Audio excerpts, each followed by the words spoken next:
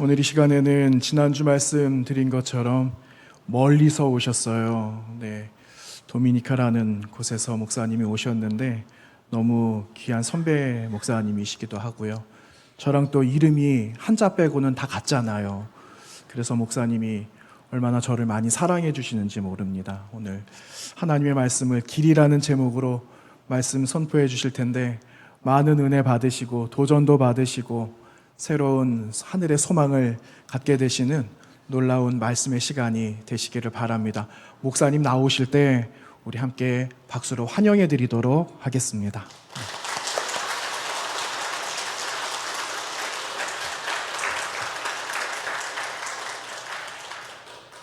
네, 반갑습니다. 이름이 같아서 또 특별한 목사님 이렇게 만나서 너무 감사하고요. 또 우리 신 목사님이 이제 성복교회 여러분 얘기할 때마다 늘 좋다 그랬어요. 너무 좋은 교회라고, 너무 좋은 장로님들 많다고 말씀하셨고, 이렇게 와서 여러분 뵈니까 너무 감사합니다. 제가 사역하는 곳에 사진을 몇 장 가져왔는데요. 사진, 저 동그라미 쳐진 곳이 제가 살고 있습니다. 그러니까 미국 밑에 멕시코, 그다음 쿠바, 이렇게 거기에 이제 카리브해라고 얘기하는데요. 카리비안의 해적, 그렇게 영화도 나온 그 동네에 섬이 하나 있습니다. 같은 섬의 오른쪽 3분의 2는 도미니카 공화국, 왼쪽에 좀 진하게 되어 있는 왼쪽의 3분의 1은 아이티 공화국입니다. 도미니카는 스페인이 지배해서 스페인어를 사용하고 아이티는 프랑스가 지배해서 불어를 사용합니다. 전 뭘 갖고 얘기할까요? 저기 IT 이제 나라인데요. 뭐 악어 입처럼 이렇게 돼 있습니다. 한 번도 안 가보신 분도 많이 계시겠지만 저도 이제 부산에 이제 신암교 담임 목회 4년 할 때 2010년에 IT에 지진 났을 때 그때 처음 IT를 알게 됐어요. 그 전까지는 아프리카인 줄 알았어요. 도미니카도 아프리카 어느 동네인 줄 알았어요. 근데 IT하고 도미니카는 중남미예요. 중미. 저 IT 저 나라 먼저 사진을 보여주시면 2010년 1월 13, 14일 그때 지진 나기 전에 IT 대통령이 이제 살던 대통령궁입니다. 아주 잘 지어진 이유는 프랑스가 저 건물을 지었기 때문입니다. 지금 올림픽 하고 있는 파리, 프랑스가 저 IT를 한 200년 넘게 이제 지배했었고 나폴레옹이 이제 통치할 당시에 그 프랑스가 저 땅을 지배했었습니다. 그런데 지진이 났습니다. 첫 번째 사진은 이제 대통령궁이 다 무너진 사진입니다. 그리고 바로 오른쪽에 있는 건 2013년에 다시 제가 IT에 갔을 때 여전히 대통령궁 자리가 텅 비어 있었고 최근 지금까지 약 14년 되는 시간이 지났지만 IT 대통령궁 자리는 지금 텅 빈 상태로 남아 있습니다. 그리고 밑에 있는 저분이 제 개인적인 생각으로는 그래도 IT에서 제일 정치를 잘했던 대통령입니다. 모세라는 대통령인데 저번에 2022년 6월 달에 총을 맞아서 암살당했습니다. 2022년 6월 이후에 지금 2년 지났는데 IT는 대통령도 없고 뭐 총리도 없고 국회는 해산되었고 그리고 지금 수많은 깽단들이 IT 여러 곳을 지금 장악하고 있는 상황입니다. IT라고 한 나라를 소개해드리면 이제 저희보다 훨씬 잘 살았습니다. 저희 이제 대한민국이 6.25 전쟁, 우리가 전쟁에서 되게 힘들었을 때 1950년에 IT라고 한 나라가 저희 대한민국이 불쌍하다고 그때 당시 2,000불을 보냈어요. 그때 당시 2,000불. 지금으로 계산해 보니까 800만 달러예요. 대충 이제 100억이에요, 100억. 그러니까 우리보다 훨씬 잘 살았습니다. 그런데 한 70년이 지난 지금 대한민국은 굉장히 잘 사는 나라가 되었고 왜 IT는 우리처럼 삼면이 바다인데 왜 저렇게 가난할까 그런 고민을 많이 했었습니다. 왜 저 땅이 저렇게 많이 망가졌을까? 왜 하루에 한 끼도 못 먹고 살까? 지금 여러분 가정주일이라서 저기 중고등부 친구들도 보이는데 여러분 하루에 3끼 먹잖아요. 3끼나 뭐 4끼 많이 먹으면 5끼도 먹잖아요. IT 친구들은 하루에 한 끼를 먹습니다. 그러면 꼬맹이들이 저한테 묻습니다. 그럼 목사님, 그럼 IT 친구들이 하루 한 끼를 먹으면 아침 먹어요, 점심 먹어요, 저녁 먹어요? 이렇게 물어봐요. 엄마가 줄 때 먹는다. 엄마 아빠가 안 계시면 굶는다. 이제 IT는 너무너무 가난합니다. 하루 1달러도 벌지 못하는 사람들이 되게 많은 나라입니다. 왜 가난할까? 왜 도미니카랑 비교했을 때 똑같은 섬인데 도미니카는 위에서 보면 녹색이에요. IT는 회색이에요. 밤에 이제 위성에서 찍으면 도미니카는 불빛이 많은 나라예요. IT는 깜깜해요.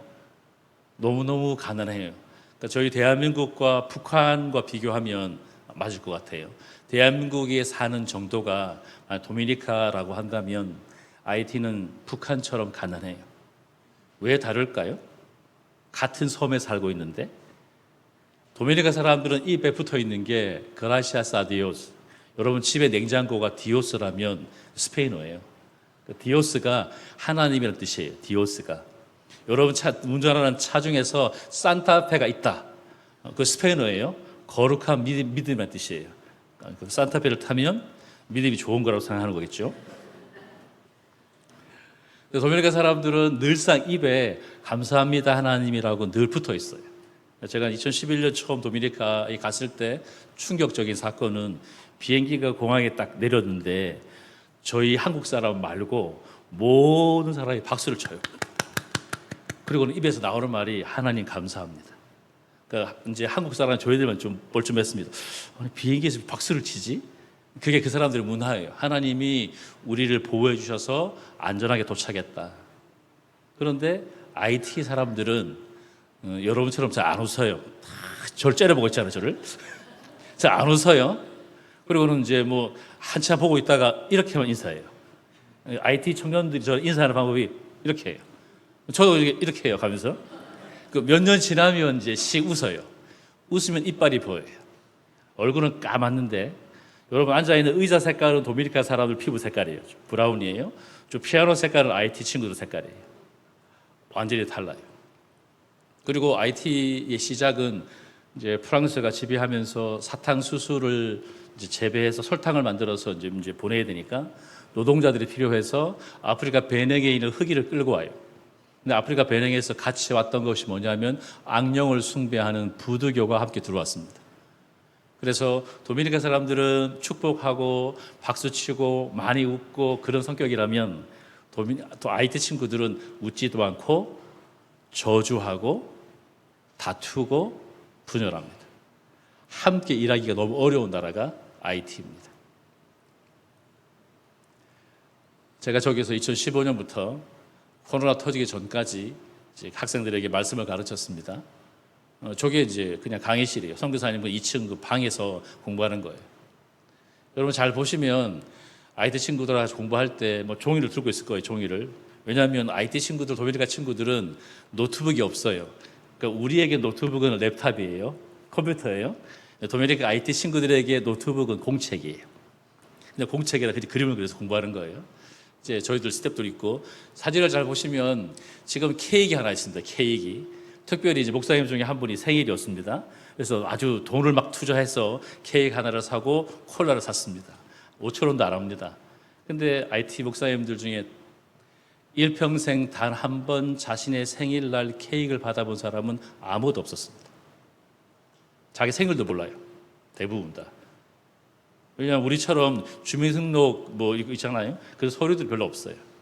너무 가난하니까 행정적으로 떨어져요. 자, 저를 웃고 있고 뒤에 친구들 같이 웃고 있고요. 이제 앞에 이제 케이크 앞에 있는 분홍색 옷을 입고 있는 저 목사님 생일이에요. 지 생일날 웃지도 않아요? 잘 보시면 되게 신기했어요. 웃는 사람이 있고 인상을 빡 쓰는 사람이 있어요. 제가 물어봤어요. 생일인데, 야 파스토 네 생일인데 왜 이렇게 안 기쁘냐? 기쁜데 별로 안 좋다고. 왜? 그러니까 네가 사진 찍었어요. 그때 제가 알게 됐어요. 왜? 자기들은 지금까지 사진을 찍으면 영혼을 빼앗긴다고 알고 있대요. 그러니까 지금 파스토가 지금 내 영혼을 빼앗아 간 거잖아요. 사진 찍었으니까. 근데 왜 웃는 사람 있냐? 웃는 친구들은 아니다. 사진 찍는 것은 좋은 것이다. 왜? 추억을 만드는 거니까. 그래서 성경을 배우고 생각이 바뀐 친구들은 사진을 찍으면 행복하게 여기지만 지금도 IT 친구들, 꼬마들은 사진 찍으면 막 도망가요. 무서워서 막 도망가요. 우리는 이해할 수 없지만. 저기서 말씀을 가르치는 목적은 한 가지입니다. 너무너무 성경을 몰라요. 그 IT 친구 이렇게 저에게 질문했어요. 목사님, 돼지고기 먹으면 안 되죠. 왜? 맛있는데. 돼지 안에 귀신이 있잖아요. 그 근거가 뭐야? 마가복음에 나와 있잖아요. 예수님께서 귀신 들린 사람 막 고칠 때 그 귀신이 팍 나가서 돼지한테 들어갔잖아요. 제가 얘기합니다. 아, 그 돼지랑 이 돼지는 달라. 그 돼지는 이미 죽었잖아. 또 이렇게 해석합니다. 목사님 솔로몬 왕이 하나님께 1000번 예배를 드렸기 때문에 이때 1000번, 1000번째는 한 번, 두 번, 세 번 이런 번이 아닌데 그냥 1000마리의 동물을 드린 거예요. 이 사람 이렇게 해석합니다. 그래서 하나님이 솔로몬에게 복을 줬대요. 1000명의 아내를 줬대요. 이게 성경적인가요? 아니에요. 자기 마음대로 해석하는 거예요. 그래서 그냥 코로나 터지기 전까지 계속 그 섬에 들어가서 말씀을 가르쳤습니다. 그런 친구 중에서 저랑 같이 지금 계속 일하는 친구도 생겼습니다. IT가 지금 90개 넘는 깽단들이 서로 다투고 싸우고 그리고는 은행과 공항과 뭐 주유소 다 점령하고 그래서 들어가지도 못하고 나오지 못한 나라가 되었습니다.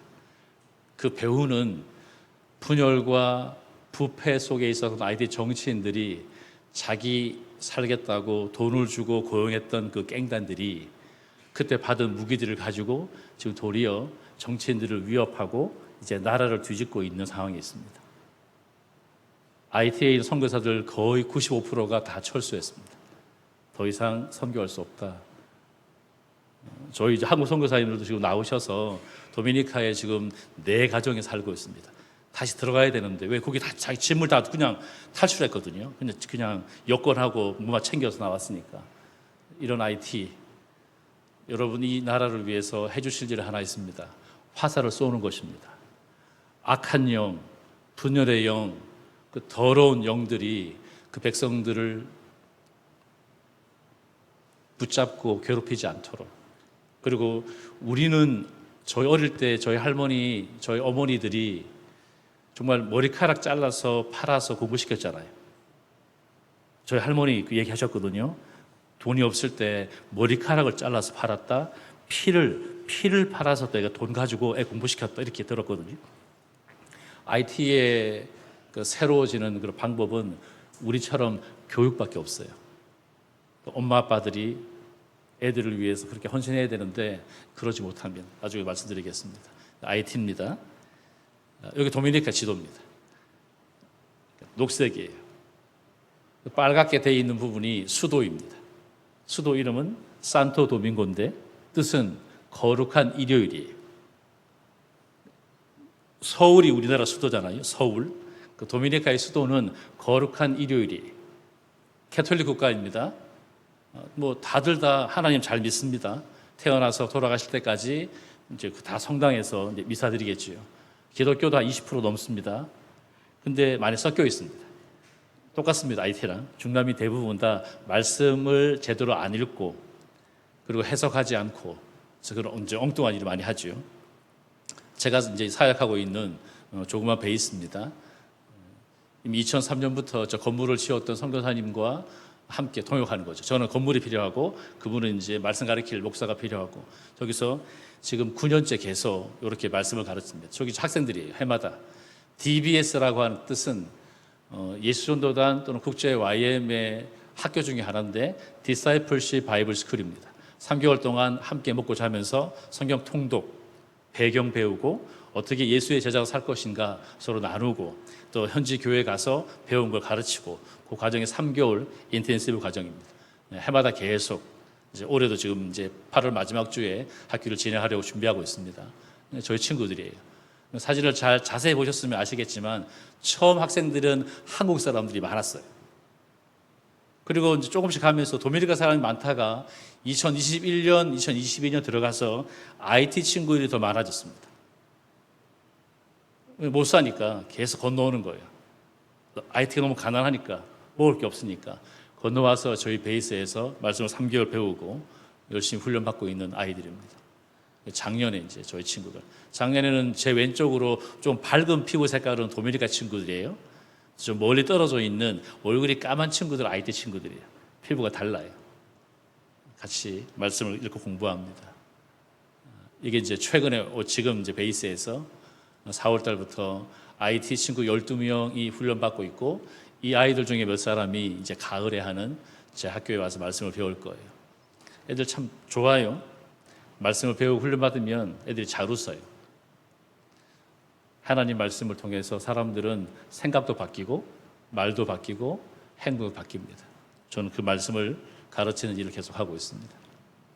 시가 하나 있습니다. 길이라고 하는 시인데요. 몸이 가는 길이 있고 마음이 가는 길이 있습니다. 몸이 가는 길은 걸을수록 지치지만 마음이 가는 길은 멈출 때 지칩니다. 몸이 가는 길은 앞으로만 나 있지만 마음이 가는 길은 돌아가는 길도 있습니다. 몸이 가는 길은 비가 오면 젖지만 마음이 가는 길은 비가 오면 더 깨끗해집니다. 몸이 가는 길은 바람이 불면 흔들리지만 마음이 가는 길은 바람이 불면 사랑합니다. 오늘은 몸보다 마음이 먼저 길을 나섭니다. 여러분 교회 오실 때 여러분 몸이 먼저 길을 나섰는지 마음이 먼저였는지 여러분 교회 오시는 시간이 얼마나 걸렸어요? 저는 저희 집에서 공항까지 한 4, 50분 도미니카에서 비행기 타고 뉴욕까지 4시간 서로 시간 기다렸다가 뉴욕에서 인천까지 15시간 또 잠시 기다렸다가 또 창원 처갓대까지 4시간 5시간 거기 있다가 이 성복교회까지 왔거든요. 누군가가 만들어 놓은 길을 따라왔죠. 하늘 길도 있었고 그 다음에 지하철도 타봤었고 서울에서 버스도 탔고 그 다음에 운전도 해봤었고 우리가 살아가는 모든 곳에 길이 있습니다. 우리는 그 길을 따라서 걷기도 하고 그 길을 따라서 살기도 합니다. 그리고 우리의 삶 자체를 길이라고 얘기합니다. 오늘 저는 예수님 얘기를 하는데요. 예수님 누구냐? 길입니다. 예수께서 자기를 소개합니다. 내가 바로 그 길이야. 내가 바로 그 생명이야. 내가 바로 그 진리야. 여러 길이 있는데 그 중에 하나가 아니라 유일한 길이라고 얘기합니다. 무슨 길요? 하나님께 갈 수 있는 길. 하나님 아버지를 만날 수 있는 길. 많은 사람들이 기독교를 배타적이라고 얘기해요. 왜 기독교는 니네만 진리라고 얘기하느냐? 왜 기독교는 예수만 유일한 길이라고 얘기하느냐? 길이 많지 않냐? 이렇게 설명하죠. 산이 있는데 산 정상에 가는 길이 A 코스, B 코스, C 코스, D 코스. 길이 많지 않냐? 종교가 다양한 게 당연한 것이 아니야. 모든 종교가 다 구원받을 수 있지 않냐? 이렇게 얘기해요. 제가 그렇게 질문합니다. 그 등산 비유의 목적, 등산을 왜 가십니까? 왜 사람들이 등산 갑니까? 건강을 위해서, 산이 좋아서, 그리고 산 위에 올라가면 뷰가 좋으니까 여러 가지 자기 나름대로 얘기를 하잖아요. 그렇다면 종교의 목적은 무엇인가? 건강을 위해서, 마음의 위로를 얻기 위해서, 나 좋으니까. 근데 기독교는 종교가 아닙니다. 종교는 묶여있다라는 뜻을 갖고 있지요. 근데 기독교는 신앙입니다. 신앙은 살아있다라는 뜻을 가지고 있습니다. 왜 산을 오르냐고요? 살기 위해서요. 왜 예수를 선택했냐고요? 제대로 살기 위해서요. 바르게 살기 위해서요. 온전히 살기 위해서요. 그래서 예수님 얘기합니다. 내가 하나밖에 없는 길이야. 다른 길은 없어. 다른 이름으로는 그 누구도 구원받을 수 없다라고 얘기하는 게 성경의 진리예요. 그리고 예수님께서 하신 일이 오늘 읽었던 본문이에요. 길을 만들었어요. 예수가 누군가? 예수님은 길이다. 그분이 뭐 하셨는가? 예수님 길을 만드셨다. 왜 길을 만들었는가? 우리가 하나님께 더 가까이 올 수 있게 하시려고. 저게 히브리서 10장 19절 20절 얘기예요. 단순한 얘기예요. 예수님께서 자기의 육체를 찢어서 길을 만들었다. 그래서 하나님 아버지께 거룩한 지성소, 거룩한 곳으로 우리가 누구든 올 수 있게 하셨다. 왜냐하면 그 전까지는요, 성전에 커튼이 있어요. 커튼이. 성소와 지성소를 나누는 커튼이 있는데, 커튼 안쪽 지성소에서는 1년에 한 번 한 사람만 들어가요. 대제사장만. 왜? 가장 거룩한 곳이니까. 커튼 밖에는 제사장이, 안에는 대제사장이. 근데 그 커튼을 하나님께서 찢습니다. 언제요? 예수님이 십자가에서 돌아가셨을 때 성전을 가로막고 있던 성소와 지성소를 가로막는 커튼이 둘로 찢어집니다. 그 사건을 히브리서 기자가 소개합니다. 우리를 위해서 새로운 살 길을 열어주셨다. 그게 뭐냐면 그 휘장, 그것이 바로 예수님의 몸이었다라고 얘기합니다. 여러분 뭐 교회 커튼도 있고 집에 커튼이 있겠지만 이때 성소와 지성소를 가르는 커튼은 작은 커튼이 아니에요. 11.2m, 22.4m 꽤 큽니다. 그리고 얇지도 않습니다. 24개 실을 꼬아서 한 가닥을 만듭니다. 이 가닥을 72개 함께 또 썩습니다. 그래서 이 커튼의 두께는 9.34cm입니다. 꽤 두꺼운 거예요. 그러니까 밑에서 삼손도 그 누구도 밑에서 찢을 수 없을 만큼 튼튼했어요. 그런데 커튼이요, 위에서 아래로 찢어집니다. 언제요? 예수님이 십자가 위에서 돌아가셨을 때. 왜요? 하나님께로 더 가까이 올 수 있는 길을 만들기 위해서. 신앙에서 제일 중요한 것은 관계입니다. 여러분과 하나님 사이의 관계, 부부 관계, 부모 자녀 관계. 왜냐하면 하나님은 관계를 통해서 일하시고 사탄은 관계를 깨트려서 일을 못하게 합니다. 그 관계 속에서 우리는 친밀감을 찾습니다. 하나님과 내가 얼마나 가까운가. 아담과 하와가 하나님 가까웠잖아요. 정말 잘 지냈잖아요. 에덴 동산에서. 근데 어느 순간 아담과 하와의 마음속에 두려움이 찾아옵니다. 뭘 가립니다. 숨습니다. 그러면 급기야 나중에 내 살 중에 살이야, 내 뼈 중에 뼈야, 이렇게 사랑했던 그 아내를 향해서 너 때문에 내가 죄 지은 거잖아 라고 핑계를 댑니다. 그리고 나중에 형은 화가 나서 동생을 돌로 쳐 죽입니다. 뭐가 들어와서요? 죄가 들어왔어요. 죄 때문에 관계가 깨졌습니다. 하나님을 두려워졌습니다. 사람들이 하나님과 멀어졌습니다. 예수께서 십자가에 돌아가신 목적, 관계를 회복하기 위해서. 그래서 하나님과 사람 사이를 가로막고 있는 그 두꺼운 커튼을 하나님이 찢습니다. 예수님이 십자가에서 돌아가시는 사건을 통해. 그래서 누구든지 담대하게, 아주 떳떳하게, 아무런 그런 부담 없이 하나님께 오라고 하나님께 우리를 초청하십니다. 여러분, 사랑하는 내 딸이 저한테 아버님 제가 밥을 먹어도 될까요? 라고 물어볼까요? 매일? 안 물어보죠. 지가 알아서 먹죠. 아버님 목사님이신데 아버님 제가 아버님 방에 들어가도 될까요? 라고 물어볼까요? 아니요. 막 들어와요. 그게 아버지와 자녀의 관계겠죠. 오늘 가정의 주일인데 그게 쉽진 않죠. 저도 살면서 아버지와 어머니와의 관계들이 그렇게 친밀한 적이 별로 없었거든요. 왜? 무서웠어요. 부담스러웠어요. 근데 하나님 아버지를 만나고 난 다음에 제 마음속에 아주 두껍고 아주 그 큰 관계를 가로막고 있는 커튼을 하나님이 찢었습니다. 그리고 너무 편하게 대하게 되었습니다. 하나님께서 우리에게 초청하십니다. 더 가까이 오라고요. 멀찍이 서서 그냥 하나님이 나 사랑하나 안 사랑하나 그냥 이렇게 보는 게 아니라 한 걸음 더 가까이, 좀 더 가까이 와서 하나님 그 존전에서 하나님의 거룩함 앞에서 머물라가 말씀하십니다. 그것이 교회가 추구하는 예배입니다. 주일마다 왜 예배를 드리는가? 그냥 주일마다 정해져 있는 형식이니까, 시간이니까? 아니요. 하나님 아버지 앞에 더 가까이 가기 위해서. 하나님 그분을 더 많이 알고 싶었어요. 왜냐하면 하나님을 알면 알수록 우리의 삶은 더 풍성해지고 내 삶은 더 아름다워집니다. 반대로 하나님을 모르면 모를수록 그저 하나님 없이 신앙생활을 쭉 해오는 것은 종교입니다. 묶여 있습니다. 자유가 없습니다. 부담스럽습니다. 하나님이 늘 두렵습니다. 여러분은 종교를 지금 추구하시는지, 여러분의 이 예배와 그리스도인의 삶이 정말 신앙인지 우리에게 질문합니다. 자, 예수님은 길입니다. 길을 만드셨습니다. 어떻게 해요? 자기의 몸을 찢었습니다. 이건 희생과 사랑을 얘기해요. 어떻게 길을 만들 수 있을까?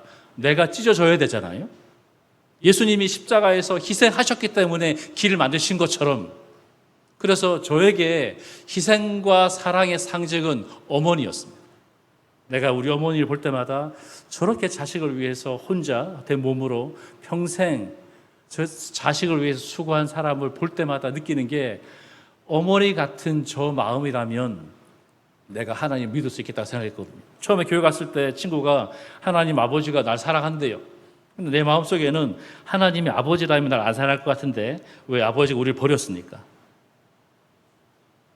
그래서 하나님 아버지가 저에게 굉장히 중요했습니다. 진짜 이 아버지는 내 원래 아버지랑 다른 분인가? 그래서 하나님 아버지를 찾았습니다.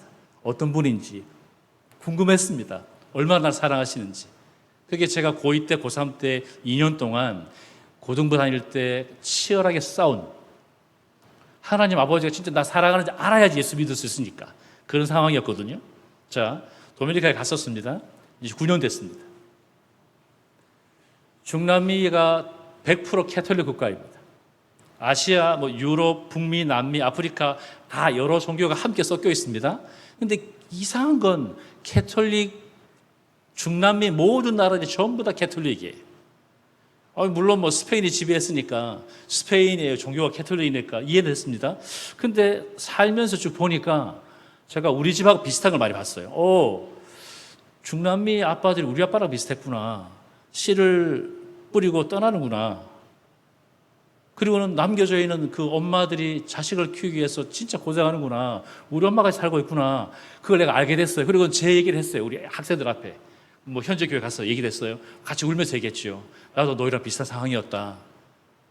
중남미 사람들에게 어머니는 희생과 상징의, 희생과 사랑이에요. 아버지는 무책임이에요. 도미니카에는 어머니 날, 아버지 날 따로 있어요. 어버이날이 아니에요. 어머니 날 5월 마지막, 그 다음에 오늘이 아버지 날이에요. 7월 마지막 주일. 어머니 날에는 자식이 다 와요. 전국에서 다 와요. 선물도 준비하고 밥도 같이 먹고. 아버지 날에는 다 안 오는 건 아니지만 대부분 안 와요. 내가 궁금했어요. 왜 그러냐? 자기들의 삶을 얘기해요. 우리 아버지는 자식을 낳고 떠나버렸다. 물론 좋은 아버지가 많이 계시겠죠. 그러나 일반적으로 중남미의 가정에서 어머니는 희생과 사랑이고 아버지는 무책임이에요. 그래서 이 중남미 사람들이 어떻게 해석하냐면, 마리아가 예수님 엄마이기 때문에 우리 엄마처럼 마리아한테 기도하면 그 기도를 들을 거라고 생각해요. 그래서 중남미 사람들이 하나님 아버지보다 마리아를 더 좋아해요. 왜냐하면 극단적인 중남미 사람들은 이렇게 생각해요. 하나님 아버지도 예수님 부인 모른 척 했잖아. 예수님 십자가에서 막 예수님이 아버지 나의 하나님 외쳤을 때 하나님 이렇게 외면했잖아. 그렇게 해석까지 해요. 그래서 그 사회적인 문제가 중남미 사람들의 신앙을 결정했습니다. 그렇다면 가정주일에 오신 여러분들이, 특별히 커가는 우리 아이들을 바라볼 때 저나 여러분이 똑같은 소망이 있잖아요. 우리 아이들이 나보다 더 믿음 좋은 아이를 자라는 거. 물론 여러분 마음속에는 우리 아이들이 SKY 그런 좋은 대학 갔으면 좋겠다, 그런 소망도 있겠지만, 더 중요한 건 내 자식들이 저 서울로 올려 보냈을 때도 신앙을 지키면서 청년의 삶을 살 수 있는 애로 자라는 거잖아요. 그 선택은 여러분 가정에 있어요. 아버지, 어머니의 이 삶의 모습이 하나님 아버지의 모습과 같이 오버랩 된다면 엄마 아빠의 역할이 아이들의 신앙에 아주 중요합니다. 저는 저희 어머니 때문에 예수를 믿었습니다. 우리 엄마같이 날 사랑하는 하나님이라면 내가 그분을 위해 살고 싶다. 저도 아빠지만, 저 자식이 하나 있지만 아빠 여러분, 아버지의 그 무게가 얼마나 무거운지 제가 아버지 되고 나서 알았어요. 그러니까 아버지들이 말도 별로 없고 그냥 늘 뒤에 있는 것이 보이지만 아니요. 평생 처자식을 위해서 애썼잖아요. 그 무게는 안 줘보신 분들은 모를 거예요. 말수가 적을 뿐이고 그냥 무뚝뚝한 그게 성향 또는 성품인지라 그 아버지가 지금도 그 자리를 지키는 것은, 내 남편이 지금도 그 자리를 지키는 것은 중남미 모든 나라 사람들이 가장 부러워하는 거예요. 내 아버지가, 내 남편이 그 자리에 있다. 자기 자리에 있다. 저는 길을 만드는 사람이고 누군가에게 길이 되고 싶었습니다. 뭘로요? 중남미 현장 속에서 특히 청년들에게, 내 아들 같은 아이들에게 이렇게 얘기합니다. 너 한 여자로 만족하고 아내를 사랑하고 끝까지 자식을 책임져야 돼. 그게 하나님 아버지가 우리에게 보이는 사랑이잖아. 너 아내를 바꾸면 안 돼. 왜냐하면 중남미 목사님들하고 공부할 때 저한테 물어봐요. 너 결혼한 지 얼마 됐냐? 26년. 아내가 몇 명이냐? 1명. 애들이 진짜? 26년 결혼해서 사는데 아내가 1명이라고? 이것이 중남미의 현상입니다. 자주 바꿉니다. 쉽게 바꿉니다. 그런 사람에게 저는 한 아내로 50년, 60년 살아가는 모습을 보이고 싶어요. 자식에게 무책임하지 않은 아빠가 되고 싶고, 그게 제가 살아가는 삶의 자리에서 길이 되는 내 삶의 모습이에요. 여러분들은 어떠한 삶의 자리에서 길이 되고 싶은지, 어떻게 길이 되고 싶어 하시는지 여러분께 질문합니다.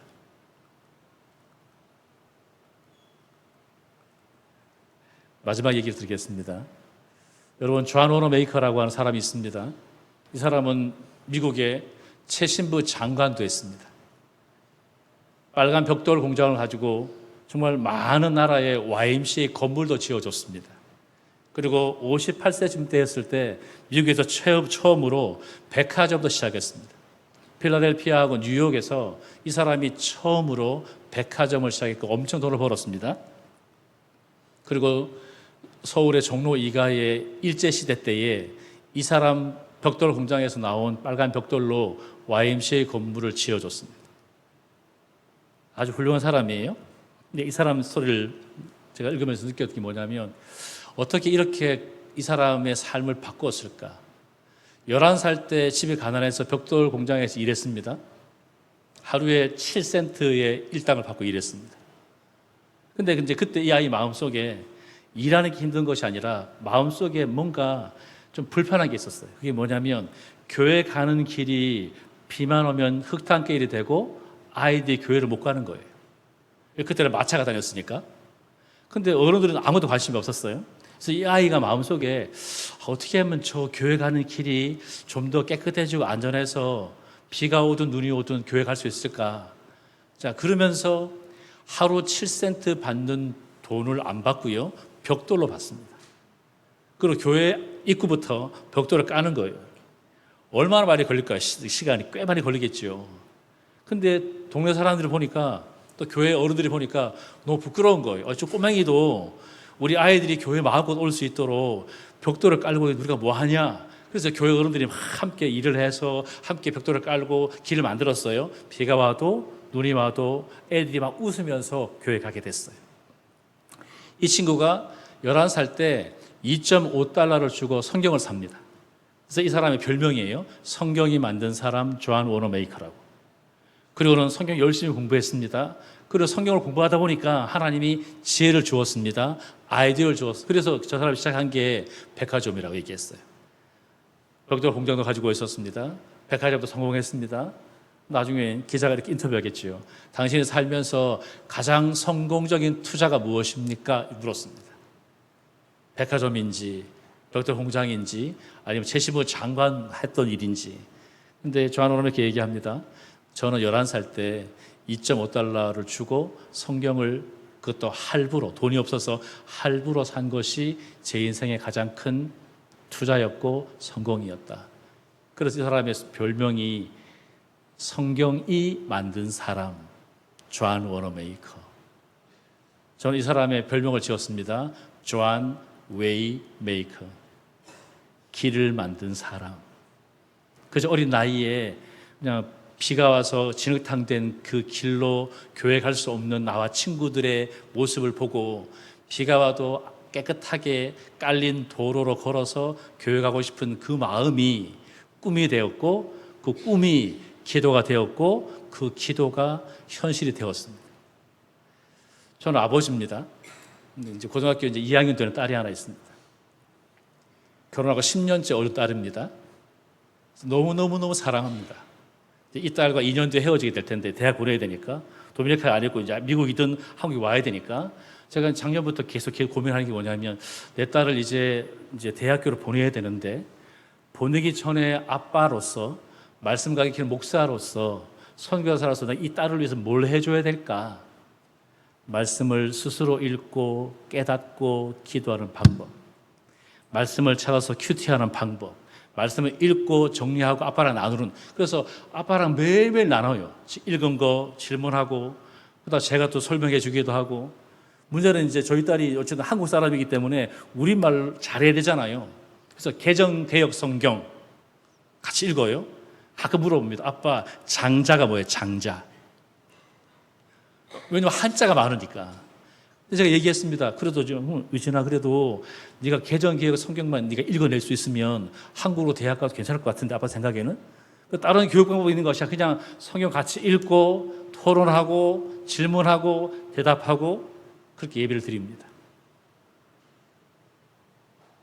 어느 날 딸이 얘기합니다. 아빠 하나님 말씀이 너무 딱딱하고 재미없고 그리고 너무너무 어렵다고 생각했었는데 몇 년 사이에 하나님 말씀이 물론 한글 중에 한자가 어렵겠지만 어려운 책이 아니라 하나님이 나한테 말씀하신다라는 걸 느꼈대요. 하나님이 지금 나에게 이 본문을 가지고 이렇게 나를 위로하시네, 나를 격려하시네, 나에게 이렇게 말씀하시네. 제가 너무 고마웠습니다. 2년 남았어요. 2년 동안 더 할 거예요. 더 토론하고 더 질문하고 어떻게 살 것이 고민하고. 그래서 제 딸을 2년 뒤에 대학 보냈을 때 엄마 아빠가 없을 때 어느 곳에서든 언제든 누구랑 함께 있든 내 딸은 하나님의 사람으로 살 수 있도록 저는 길을 만들어 주고 싶습니다. 부모님 여러분, 가장 좋은 스승은 부모입니다. 교회 목사님, 전사님 다 계시겠지만 제가 볼 때 가장 좋은 스승은 가장 많은 시간 함께 나와 살고 있는 우리 아이들의 부모님이에요. 부모님이 안 계시다면 저처럼 부모님이 없이 살아왔다면 교회에서 단 한 분이라도 부모님 없이 살고 있는 그 아이들에게 부모처럼 하나님 말씀을 먹일 수 있다면 그 아이의 인생은 결코 딴 길로 빠지지 않습니다. 그게 저였어요. 부모가 없었을 때 처음 간 교회에서 장로님, 권사님이 저 먹였습니다. 불쌍하다고 교회 지하실에 자고 있으니까 불쌍하다고 자기 집에 데려갔습니다. 그리고 고등학교 1학년, 그다음에 중3 아들, 딸이 있는 곳에 저를 데려가서 함께 살게 했습니다. 대신 너 공짜가 없으니까 우리 애들한테 영어 가르쳐. 저는 고2였으니까. 저는 교회 가기 전까지 내 아버지를 생각할 때마다 부모는 무책임하다. 아버지는 책임이 없다. 아버지는 굉장히 냉정하다. 그런 느낌이 있어서 아버지 연배의 남자를 볼 때마다 속으로 분노했습니다. 저한테 아무런 해를 안 끼쳤는데 아버지 연배 나이 어른을 보면 괜히 화가 났습니다. 근데 처음 간 교회 장로님과 권사님이 우리 아버지 연배였거든요. 근데 그분이 나를 자기 집에 데려가서 살게 하고 같이 밥 먹고 토요일은 꼭 같이 모여서 이렇게 예배드리고 하는 그 모습이 저에게 딱 들어오는 순간 아, 좋은 아빠도 있구나. 세상에 아빠가 다 나쁜 게 아니었구나. 우리 아빠가 나쁜 거 그렇지. 그리고는 나도 좋은 아빠가 될 수 있겠구나. 그걸 배운 곳은 교회였습니다. 장로님 권사님이 저에게 길이 되어 주었습니다. 여러분, 우리가 누구냐? 성복교회, 교회가 도대체 어떠한 공동체냐? 답은 똑같습니다. 예수님처럼 살아가는 사람, 그런 공동체. 어떻게 해요? 길을 만드는, 누군가를 위해서 길이 되어주는. 그러려면 우리를 찢어야 합니다. 희생해야 합니다. 정말 희생하고 수고해야만 누군가가 우리를 통해 하나님께 더 가까이 오게 된다고 저는 믿습니다. 저는 성복교회가 여러분 한 분 한 분이 우리 사랑하는 중고등부 친구들, 청년들, 또 아동부 친구들, 또 아주 꼬맹이들도 사랑하는 엄마 아빠 곁에서 길을 만드는 삶을 배우고 누군가를 위한 길이 되어 주기를 간절히 축원합니다. 기도하겠습니다. 하나님, 정말 감사합니다. 하나님을 사랑하는 성복교회에서 하나님의 마음을 함께 나누었습니다. 우리 모두가 다 예수님처럼 길을 만들고 길이 되는 사람으로 살아갈 수 있도록 도와주시옵소서. 예수님의 이름으로 간절히 기도드립니다. 아멘.